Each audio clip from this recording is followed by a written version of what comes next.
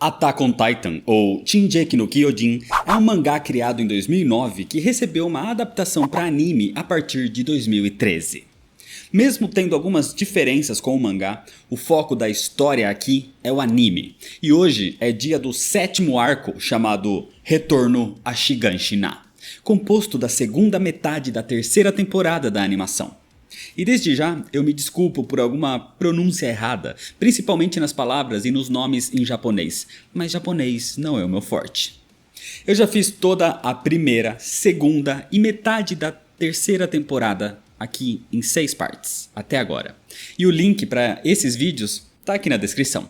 Assiste lá primeiro e depois volta para esse vídeo aqui, para essa continuação. Mas se você já assistiu ou já conhece a história, se inscreve no canal se você ainda não é inscrito e ativa o sininho das notificações, já deixa seu like para não esquecer depois e me segue nas redes sociais. E agora sim, vamos para a história. Senta aí. Retomar a Muralha Maria é trazer de volta a esperança à humanidade. Por isso, a história começa com a divisão de reconhecimento indo finalmente ao distrito de Shiganshina, 5 anos depois da sua destruição. No meio da noite, o grupo de Eren, com Mikasa, Connie, Jian e Hanji-Zoe, encontram titãs pelo caminho, mas eles não reagem. Isso acontece porque a maioria dos titãs não tem atividade sem a luz do sol. Eren sente a pressão da operação e, como todos, contam com ele. Mikasa e Armin também têm medo, mas o confortam. Foi quando Armin lhe mostrou o livro sobre o que existia no mundo exterior, como o mar, que Eren percebeu que estavam presos pelos titãs, sem liberdade. E agora, se sentindo melhor, Eren agradece a Armin e avisa que logo eles vão realizar esse sonho. Eles vão estar olhando para o mar. Ao amanhecer, o grupo estava finalmente em Shiganshina.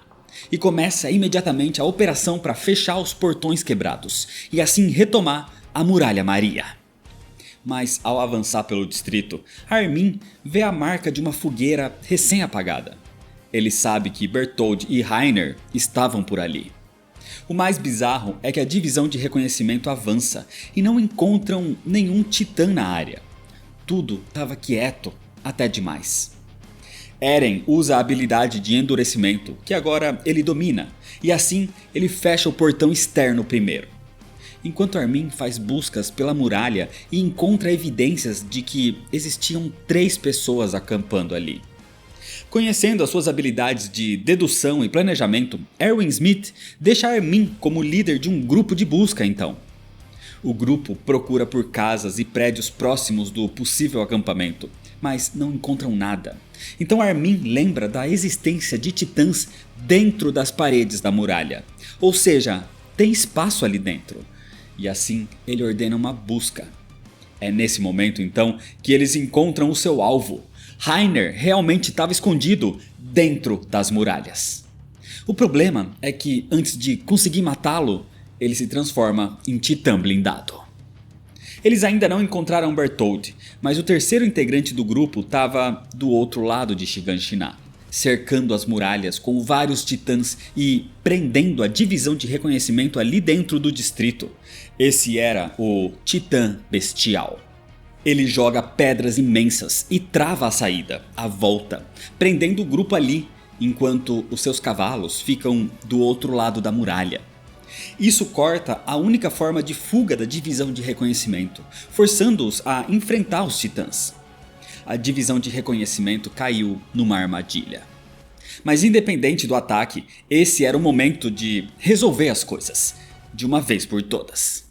Do lado de fora, o Bestial fazia a contenção, enquanto do lado de dentro, Reiner fazia o ataque. Só que Erwin percebe que do lado do Bestial existe um outro titã diferente.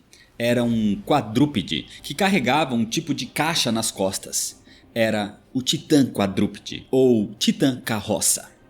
Era mais um dos titãs inteligentes, como Eren, Reiner e Bertholdt, por exemplo. O objetivo principal do inimigo é capturar Eren, mas eles podem fazer isso eliminando o único meio de fuga dos soldados, matando os cavalos. Então eles deveriam ser protegidos. Por isso Eren revela sua posição. Erwin pede que a divisão de reconhecimento proteja Eren, mas ele pede para Levi não ir com o resto do grupo. Levi deveria proteger os cavalos em vez de Eren, e deveria derrubar o Titã Bestial quando surgir a oportunidade. Ele é o único capaz disso. Eren acaba chamando a atenção de Reiner e um novo confronto entre os titãs se inicia. Eren lutava com força e com raiva, porque ele estava lutando ali, no lugar que ele chamava de lar, onde ele prometeu matar todos os titãs. Os recrutas novatos movem os cavalos para protegê-los melhor, e enquanto isso, os veteranos do Esquadrão Levi acabam com os titãs que surgem pelo caminho. Erwin observa toda aquela situação de cima da muralha. Ele vê soldados sendo atacados. Eles já perderam muitos soldados veteranos em vários combates, mas sem os seus sacrifícios, a divisão de reconhecimento nunca teria chegado tão longe assim. E agora ele estava tão perto daquele porão de Grisha e Jäger, que o seu único desejo é chegar nesse porão antes de morrer, para ter certeza que o seu pai estava certo, que ele não morreu em vão. Eren e Reiner continuavam lutando, com Eren claramente em vantagem usando a sua nova habilidade de endurecimento agora. Mas Eren fica confiante demais, e Reiner usa suas artes marciais para agarrar o titã de ataque e jogá-lo contra um prédio. A única coisa que Eren precisava na verdade era dar uma abertura para a nova arma de Hanji Zoe. Hanji desenvolveu uma arma específica contra o titã blindado, a chamada Lança do Trovão. Assim, Hanji lidera o seu esquadrão e eles cravam as lanças nos olhos de Reiner e então elas explodem. Jian, Connie, Sasha e os outros continuam o ataque e com várias lanças explodindo nele, isso racha um pedaço da nuca do titã blindado. Durante a Batalha de Trost, meses atrás, Reiner e Bertholdt observavam Eren e Jäger levando uma pedra para tapar o buraco do distrito. E falavam como eles tiveram trabalho para abrir aquele buraco. O problema é que Marco ouviu essa conversa. E por isso Reiner obrigou N a tirar o DMT dele e deixar Marco para ser devorado por um titã. Os três viram Marco sendo devorado, e Reiner mudou naquele momento da sua personalidade de guerreiro para soldado, chorando ao ver Marco sendo devorado. Meses depois, no topo da muralha do distrito de Shiganshina, Bertholdt e Reiner esperavam a chegada da divisão de reconhecimento, junto com o homem que é o Titã Bestial. O seu nome é Zeke. Foi Zeke quem forçou Reiner e Bertholdt a continuarem ali naquela missão. Eles precisam recuperar a coordenada e terminar com tudo isso logo. Ali embaixo, o Titã Quadrúpede chamou pelo General Zeke e avisou que as tropas inimigas estavam se aproximando. Foi assim que eles se prepararam para esse ataque, e cada um foi para um lado da muralha. Assim, nesse momento, durante o combate, Bertholdt estava no seu esconderijo enquanto Reiner era atacado. E até com metade da sua cabeça explodida, o titã blindado consegue rugir, dando um sinal para Bertholdt. Ele estava num barril, dentro da carroça do titã quadrúpede. O titã bestial o pega e o lança por cima das muralhas, e logo depois, Bertholdt aparece. Os soldados se dispersam, mas Bertholdt não se transforma imediatamente no titã colossal, porque ele vê a extensão dos ferimentos de Reiner. Reiner continuava vivo, ele conseguiu expandir a sua consciência pelo seu corpo. Ele ainda tinha chances de sobreviver.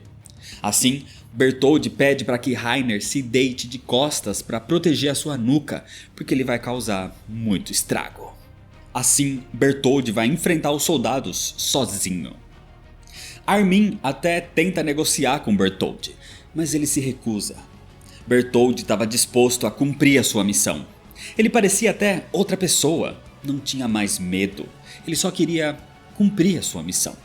Desse jeito, Bertholdt sobe até os céus com o seu DMT, e numa imensa explosão de energia que causa muita destruição ao seu redor, Bertholdt se transforma no Titã Colossal. O Titã Colossal destrói grande parte de Shiganshina e o caos se espalha. Armin fica em choque. Ele achou que poderia lidar com Bertholdt, mas estava errado. Então ele pede ajuda para Jian liderar o grupo no seu lugar.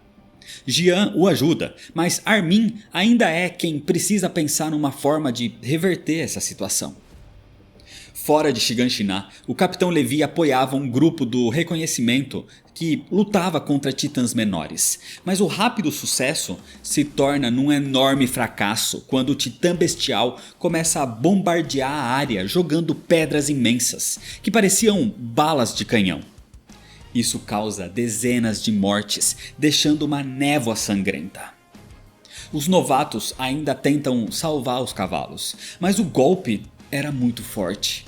Era só questão de tempo até o bestial destruir todo o resto. Dentro do distrito de Shiganshina, até mesmo o titã de Eren era inútil contra o titã colossal.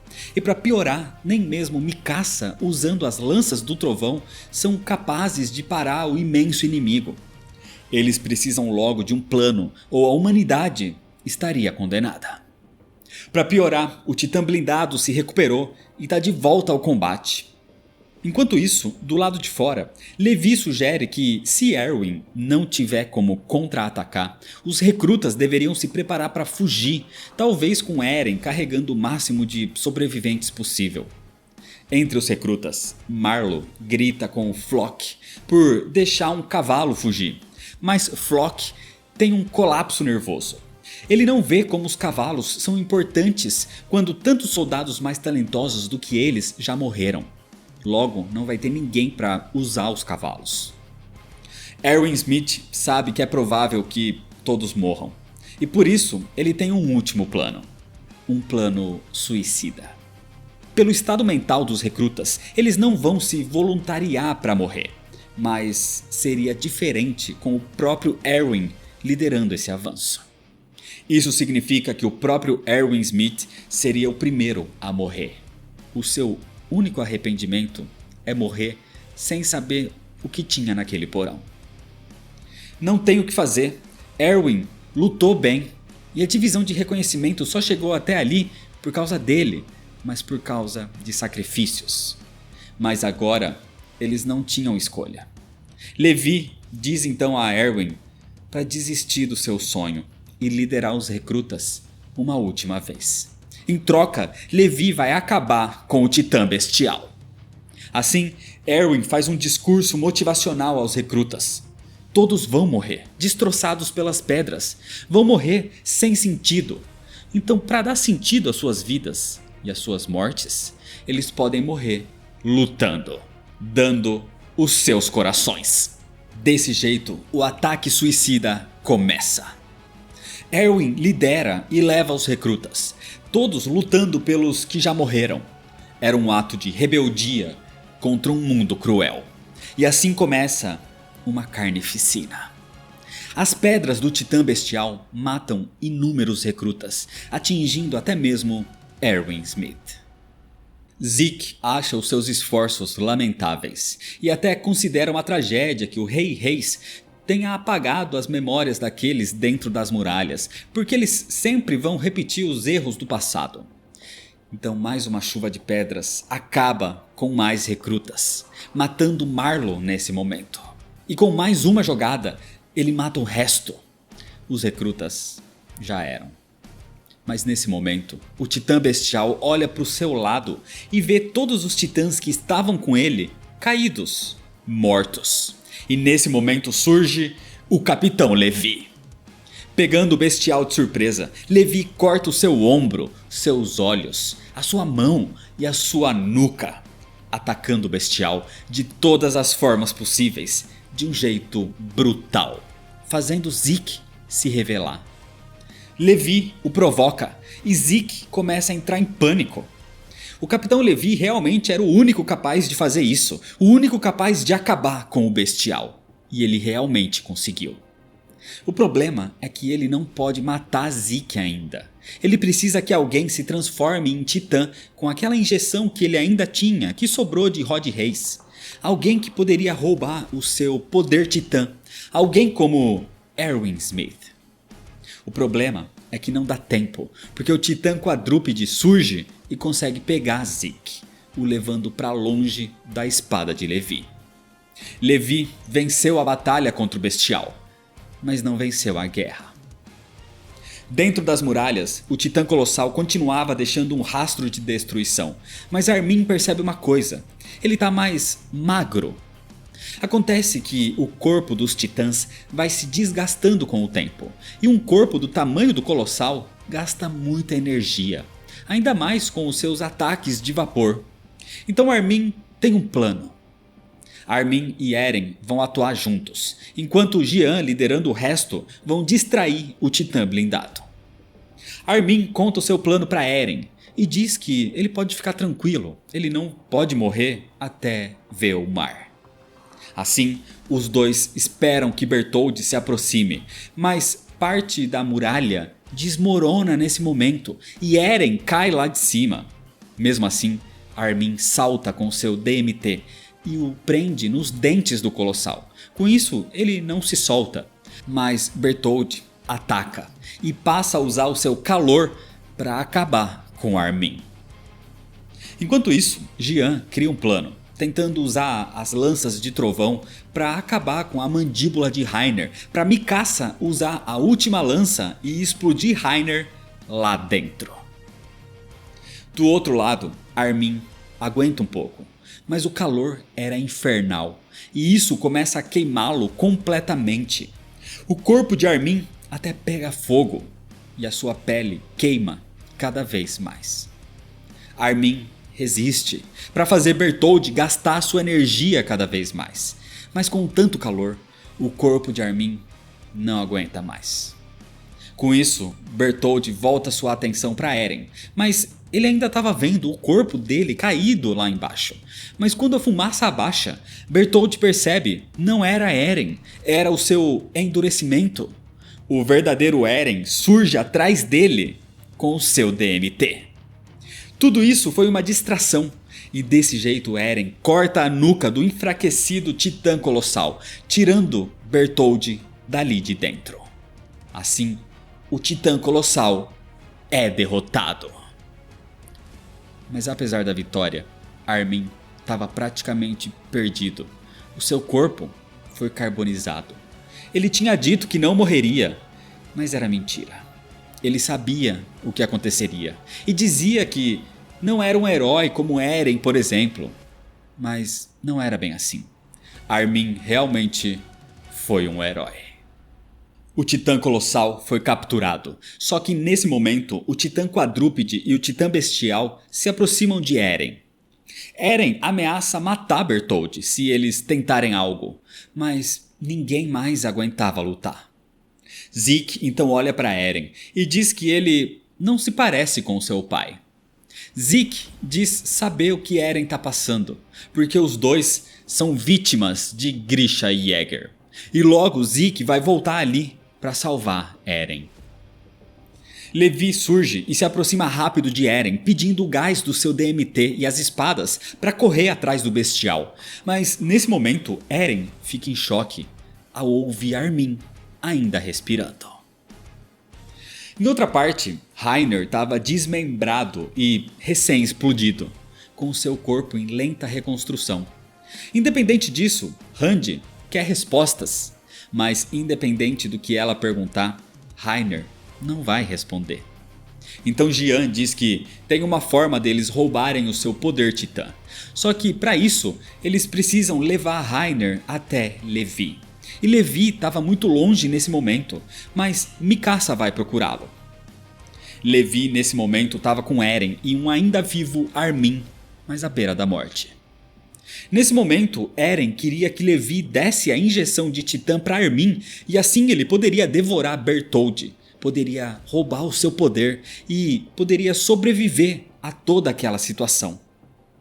Mikasa chega e sinaliza sua localização para os outros. Mas o problema é que enquanto todos voltavam a atenção para a sinalização de Mikasa, o Titã Quadrúpede surge do nada, roubando Reiner do grupo de Hanji Zoe. Mas outro problema acontece quando Levi estava prestes a aplicar a injeção de Titã em Armin, porque o novato Floch aparece, carregando Erwin Smith. Floch é um dos únicos sobreviventes do ataque do bestial. E Erwin também. Mas ele estava gravemente ferido, com a barriga aberta e com órgãos esmagados. Ele ainda tinha pouco tempo de vida. E isso muda as coisas. Porque com a injeção de Titã, Levi poderia salvar Erwin. Mas com isso, Armin morreria.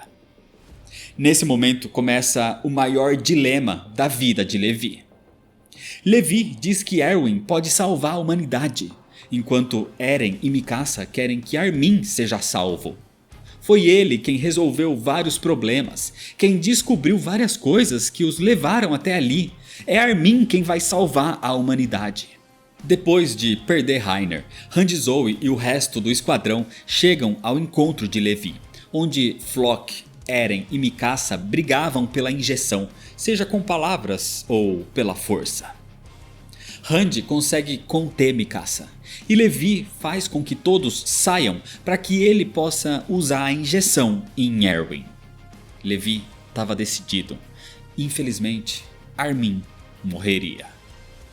Nesse momento, Levi escuta Erwin murmurando uma memória de infância. Ele agia como se estivesse de volta à sala de aula do seu pai. Delirando, Erwin pergunta ao seu pai como eles podem ter certeza de que não existem mais humanos fora das muralhas. Levi olha para Erwin e se lembra de como ele pediu que Erwin desistisse do seu sonho de ver o porão, porque às vezes você precisa fazer sacrifícios, você precisa deixar o seu sonho para trás para seguir um novo. Nesse momento então, Levi aplica a injeção. Bertholdt acorda a tempo de ver um pequeno titã loiro na sua frente e ele o devora. Bertholdt estava morto. Só que aquele não era Erwin, era Armin. Levi sabe que Erwin teve que agir como um demônio, mandando os recrutas para sua morte. Eles o obrigaram a isso. E eles queriam trazê-lo de volta mais uma vez. Não era justo com Erwin. Ele deveria descansar. E com isso, Erwin Smith morre. E Armin Arlelt é salvo, se tornando o novo Titã Colossal. Armin vê Bertholdt chorando num tipo de sonho e então ele desperta. Era a sua própria mente. Os sobreviventes do ataque dos titãs estavam sendo tratados no alto da Muralha Maria. Ao lado de Armin estava Sasha, por exemplo. E então Eren surge e abraça Armin, chorando, feliz pelo seu amigo estar de volta. Armin fica em choque ao descobrir que ele foi escolhido no lugar de Erwin. E agora ele deve levar o seu legado. Aquela batalha foi brutal. Toda a divisão de reconhecimento foi reduzida a 9 integrantes. Alguns deles com ferimentos, como é o caso de Hanji-Zoe, que perdeu um olho quando o seu óculos quebrou com a explosão do Titã Colossal. De qualquer forma, eles venceram. E eles têm mais um poder titã. Eles retomaram Shiganshina e a Muralha Maria. E agora tem caminho livre para aquele porão. Hanji-Zoe leva Levi, Eren e Mikasa para investigar o porão da família Yeager. Eren nunca teve permissão de entrar ali, porque era onde seu pai guardava suas ferramentas de trabalho. E agora ele estava ali de volta na sua antiga casa, com a chave do porão. Eles entram e vão até lá, abrindo o porão. Mas para surpresa de Eren, a sua chave não abre nada. O porão parecia só um consultório médico normal. Mas essa era só a fachada. Porque sem querer, Mikasa encontra uma pequena fechadura na lateral da mesa de Grisha. E aí sim, a chave de Eren funciona. Ali, num fundo falso, estava o grande segredo da humanidade. 3 diários, com o retrato de uma família preso na primeira página deles. Eles nem entendem o que é uma fotografia, até acham que é um desenho, mas era detalhado demais para isso. Atrás dela, uma explicação. Aquilo era uma impressão de luz refletida queimada num papel especial. Era uma fotografia. Essa tal fotografia era uma das muitas tecnologias não disponíveis para as pessoas dentro das muralhas. Ela veio de um lugar além das muralhas, onde a humanidade realmente vivia. Toda essa história realmente começa anos atrás, quando o ainda criança Grisha Yeager e a sua irmã Faye Yeager saíram correndo de casa para ver um dirigível que voava por ali e quase esqueceram as suas braçadeiras. Eles não deveriam sair das muralhas que viviam, que era um tipo de campo de concentração. Mas para deixar a sua irmãzinha feliz, Grisha agarrou a mão dela e correu para fora, pelo portão de segurança. Era um dia aparentemente inocente, mas foi naquele dia que Grisha aprendeu a verdade do mundo. Foi naquele dia, correndo com a sua irmã e olhando para o céu, que tudo mudou. Grisha e Faye viviam num tipo de campo de concentração, cercado por muralhas. Isso porque eles eram um povo de outra parte, de um lugar chamado Eldia. Existem alguns desses campos, e esse onde Grisha vivia era o campo de Libério. Esse campo ficava dentro da nação de Marley. Eles não podiam sair do campo sem autorização, mas Grisha fez isso porque eles queriam ver o dirigível. O problema é que eles encontram homens da segurança pública de Marley no caminho, e por isso são pegos. O pequeno Grisha entra em pânico. Ele sabia que seria castigado, e a opção era trabalhar, que na verdade era se tornar um escravo praticamente, ou apanhar. E Grisha escolhe apanhar, inclusive tomando castigo pela sua irmã também. Grisha não queria que Faye sofresse, mas enquanto Grisha apanhava, Faye era levada por outro oficial para outra parte. No dia seguinte, o corpo de Faye foi encontrado no rio, sem vida. A mãe de Grisha fica arrasada, mas o pai obedece obedientemente ao oficial que foi lhe contar o ocorrido, o oficial que levou Faye. E o pai promete educar melhor o seu filho. Grisha odiava as atitudes submissas do pai e passa a odiar aqueles homens de Marley. A história contada para eles desde criança é que uma ancestral chamada Ymir Fritz fez um contrato com um demônio da terra há 1820 anos atrás para conseguir o poder dos titãs. Depois que ela morreu, o seu espírito foi dividido em 9 titãs que formaram o Império de Eldia. Eles derrotaram a nação de Marley e governaram o continente, começando assim a Idade das Trevas, quando os súditos de Ymir oprimiram todas as outras raças. Mas Marley conseguiu obter 7 dos 9 titãs e conseguiram controlá-los. Assim, Marley venceu a Grande Guerra dos Titãs, que terminou há quase 100 anos atrás.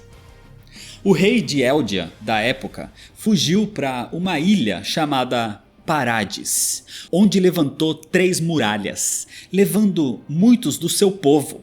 Mas os descendentes de Ymir que sobraram, os Eldians que sobraram em Marley, agora têm que pagar por esse pecado, e por isso vivem nesses campos de concentração. O pai de Grisha era como um cachorrinho adestrado, que obedecia a todos os comandos do seu mestre, dos oficiais de Marley. E Grisha o confronta, mas não tinha nada que ele pudesse fazer nessa época.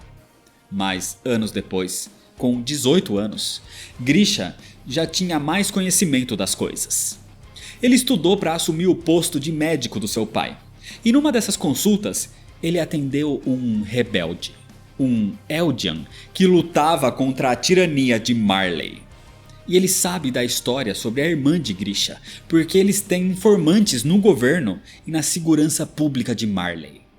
Eles sabem que os oficiais deram a pequena Faye para cães famintos.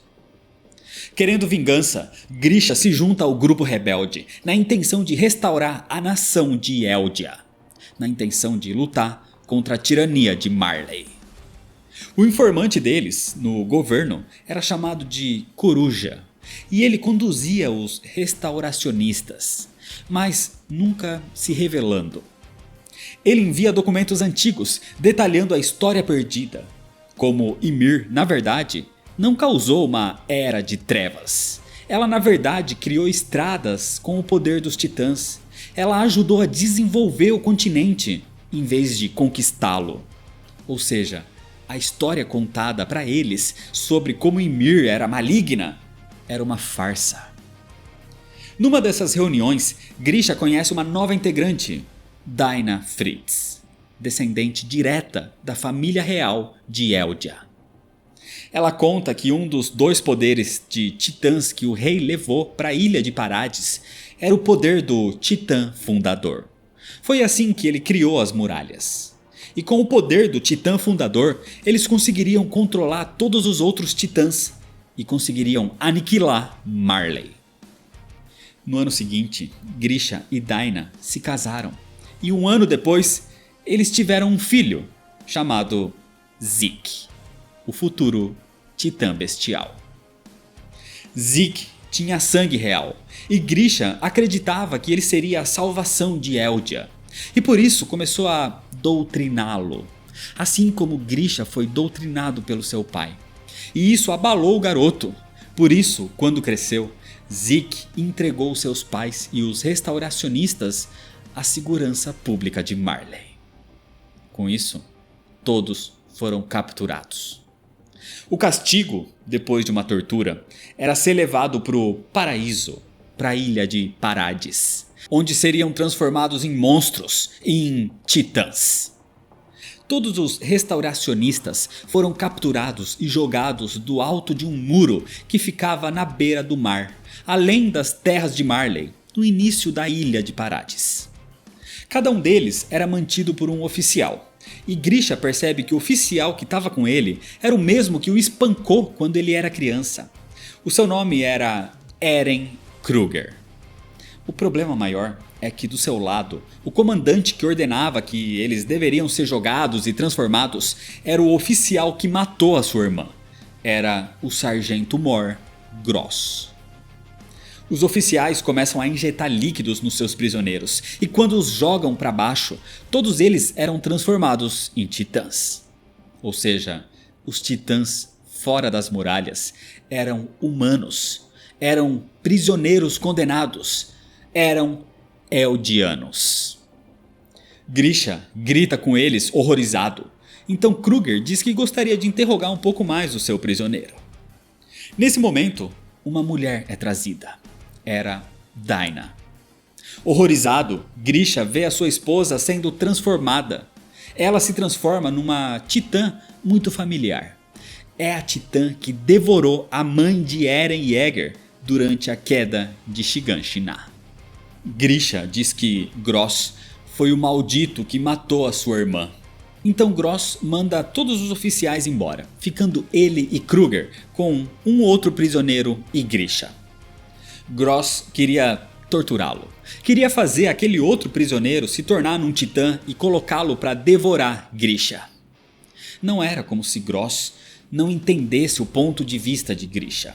Mas Grisha e a sua irmã eram eldianos. E para ele era como se o povo de Eldia fossem impuros, fossem sub-humanos.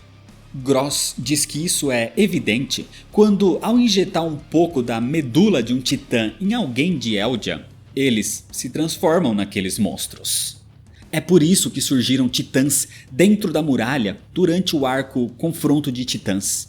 É porque o povo da vila de Kone foi injetado com essa medula, porque todos os que vivem nas muralhas são eldianos e podem ser transformados em titãs. Nesse momento, Gross tenta jogar Grisha para ser devorado, mas algo inesperado acontece. Kruger empurra Gross e o maldito Sargento Mor é devorado por aquele outro titã, morto como a irmã de Grisha foi morta. Nesse momento, Kruger se revela.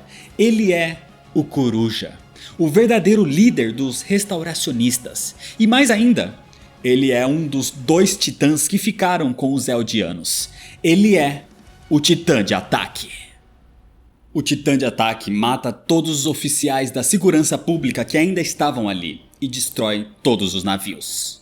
enquanto Grisha vê tudo aquilo em choque. Kruger volta à forma humana e se apresenta com o seu nome real, Eren Kruger. Grisha estava consumido pelo arrependimento, pela perda da sua família e da sua causa, e não entende por que só ele ficou vivo. Acontece que Kruger precisava de alguém, e Grisha foi o escolhido pelo ódio que ele sentia por Marley. O mesmo ódio que Kruger tinha desde a infância, desde que viu a sua família sendo queimada por soldados. Acontece que a missão final deles, para acabar com Marley e salvar o povo de Eldia, é se infiltrar nas muralhas e recuperar o Titã Fundador. Só que Kruger não tinha mais tempo, porque aqueles que herdam o poder de um dos 9 titãs especiais só vivem por 13 anos. Então eles precisam passar esse poder para alguém para continuar o seu legado. Isso acontece porque Ymir só viveu 13 anos depois de despertar o poder dos titãs. E isso ficou conhecido como a maldição de Ymir. É o que Kruger quer fazer com Grisha. Ele quer que Grisha se transforme em titã e o devore. Assim ele vai herdar o titã de ataque. E com isso ele poderia chegar em segurança nas muralhas, onde se infiltraria e tentaria recuperar o fundador que estava com o rei na época. Se alguém com o poder morrer depois desses 13 anos sem passar para alguém, o poder surge num bebê ainda não nascido, descendente dos súditos de Ymir. Isso porque todos os súditos de Ymir estão conectados de alguma forma. Porque todos os seus pensamentos, as suas vidas, os seus corpos, eles vão para o mesmo lugar. Eles se cruzam numa única coordenada, no Titã Fundador. Por isso, o Titã Fundador tem todas as memórias do mundo e praticamente de todos que já assumiram os poderes dos titãs. Por isso, Eren consegue ver as memórias do pai agora, porque Eren atualmente é o portador do Titã de ataque, além do Titã Fundador. Mas por causa da maldição de Ymir, ele só tem mais 8 anos de vida. Kruger explicou para Grisha que cada um dos 9 titãs tem um nome específico. O dele é o Titã de ataque, porque ele sempre está olhando para frente, sempre lutando pela liberdade. Foi assim que Grisha foi injetado, se tornou titã e devorou Eren Kruger. Foi assim que ele chegou nas muralhas, se apaixonou e teve um filho que, em homenagem ao homem que o salvou, se chamou Eren Yeager. De volta ao presente, Eren, Armin e Mikasa estavam presos por insubordinação, mas Hanji-Zoe conseguiu libertá-los antes do tempo. Eles comparecem a uma audiência militar ao lado da própria rainha Historia Reis, para revisar as descobertas do porão. Grisha cumpriu a sua missão e passou o poder do Titã Fundador para o seu filho Eren. Mas o verdadeiro potencial dele só é ativado mesmo em alguém com sangue real, alguém da linhagem de Ymir Fritz. Mas, de alguma forma, Eren conseguiu usar a coordenada num certo momento. E ele percebe o porquê. Foi durante o arco Confronto de Titãs que ele deu um soco na mão de uma titã, a que matou a sua mãe e o Sr. Hannes e quase o devorou. Foi ali que ele despertou a coordenada, e aquela era Dinah Fritz. Ou seja, ele tocou em alguém com sangue real. Alguém que vem da linhagem direta de Ymir Fritz. O governo real decide divulgar as informações contidas no diário de Grisha Yeager ao público em geral, causando algum caos. Algumas pessoas tentam aceitar a notícia, e outros até mesmo não acreditam que aquilo era real. Mas o importante era não mentir para o povo, como a família Reis fazia antes. Os titãs eram humanos transformados, todos sendo da mesma linhagem, do mesmo povo de todos ali dentro das muralhas.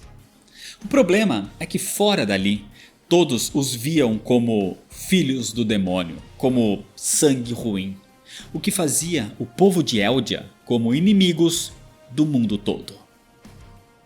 A divisão de reconhecimento recebe uma cerimônia militar e medalhas de reconhecimento pelo sucesso na sua missão.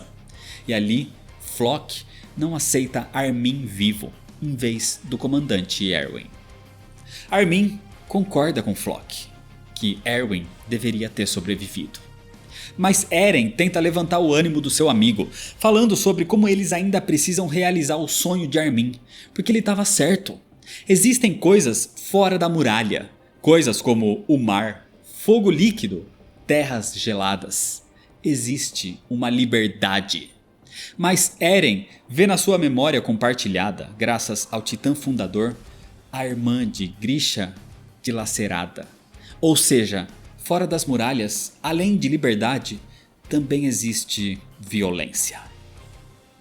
A cerimônia acontece e, quando Eren beija a mão de Historia, pelo contato com a linhagem de Ymir Fritz mais uma vez, ele ativa mais algumas memórias do Titã Fundador. E vê o momento que Grisha invadiu a capela subterrânea da família Reis, dizendo que era um Eldiano também, que veio de fora das muralhas. Ele pediu para o rei usar o seu poder da coordenada para parar os titãs que invadiam as muralhas naquele momento. Grisha tentou salvar a sua esposa e filho e o resto do povo da Muralha Maria, mas ele não foi ouvido. O tempo passa e todos os titãs que sobraram em Shiganshina foram mortos, e até mesmo os que chegavam do lado de fora das muralhas pararam de surgir. Os refugiados puderam voltar para casa um ano depois. E agora, 6 anos depois que o Titã Colossal apareceu pela primeira vez, a divisão de reconhecimento finalmente é capaz de explorar as terras fora das muralhas. Eles continuaram indo mais e mais longe, até chegar finalmente nas dunas das Memórias de Grisha, onde encontram a parede, o muro de onde os restauracionistas foram jogados e transformados em titãs. E um pouco mais pra frente, eles finalmente chegam, eles encontram um imenso e infinito campo com água. Era o mar. O sonho de Armin se tornou realidade. E todos ficam surpresos ao ver como a água se estende até o horizonte, até se perder de vista. Randy vê algo que nunca viu, uma concha. Connie espirra água em Sasha, enquanto Jian reclama que a água é salgada. Levi desconfia de tudo que tem naquela praia, e até Mikasa sorri naquele momento, tentando ficar em pé com o balanço das ondas. A maioria dos soldados estava feliz e brincava no mar, mas Eren fica pensativo, sabendo que esse lugar que ele tanto quis, que tanto idealizou como um símbolo de liberdade, na verdade não oferece liberdade nenhuma, mas lhe oferece uma pergunta. Do outro lado das muralhas tem o mar, mas o que tem do outro lado do mar? E a resposta não é liberdade. Do outro lado do mar tem os seus verdadeiros inimigos. Do outro lado do mar estava Marley. E é desse jeito que, por enquanto, termina a história. Esse é o 7º arco de Attack on Titan, que é a segunda metade da 3ª temporada do anime com 10 episódios. E é, junto com o anterior, um dos arcos mais importantes do anime. Porque aqui estão basicamente todas as explicações. A partir daqui, o caminho está livre para a última temporada, para o início da guerra. Mas isso é história para outros vídeos. Por isso, se você ainda não é inscrito, se inscreve no canal para não perder a continuação e ativa o sininho das notificações, deixa seu like se você gostou, me segue nas redes sociais para ficar por dentro das novidades e compartilha esse vídeo com seus amigos. Muito obrigado, valeu e até mais.